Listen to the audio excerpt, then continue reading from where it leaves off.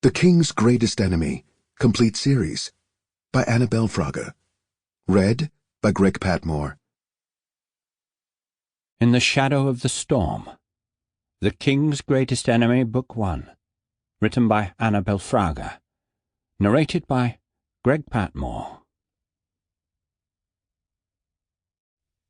Chapter 1. Will she do? The voice came from somewhere over Kit's head. Do? She will have to, won't she?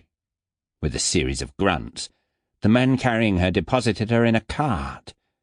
Kit made as if to protest. A large hand gripped her by the neck, tilted her head, and held something to her mouth. No more. She spat like a cornered cat, to no avail.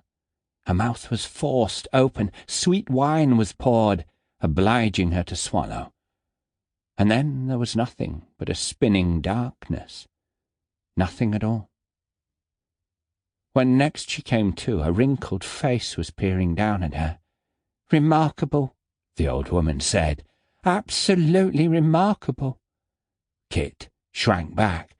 Her heart leapt erratically in her chest, her gaze flitting from one side to the other in this unfamiliar chamber, taking in tapestries and painted walls, streaks of sunlight from the open shutters.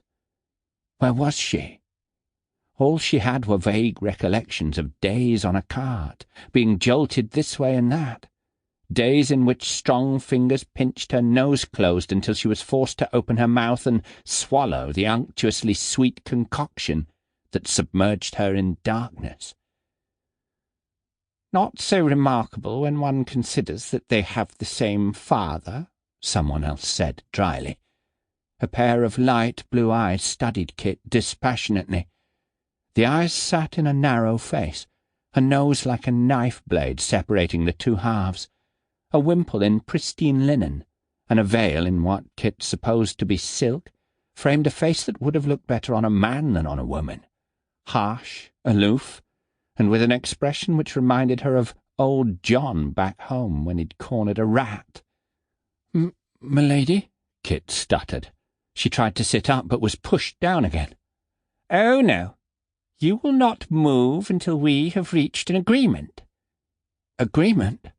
Kit pulled at her hands, noting with a burst of panic that she was tied to the bed, a simple thing consisting of a rough wooden frame and a straw mattress. "We are in a quandary," the lady with the blue eyes said. For an instant she pressed her lips together.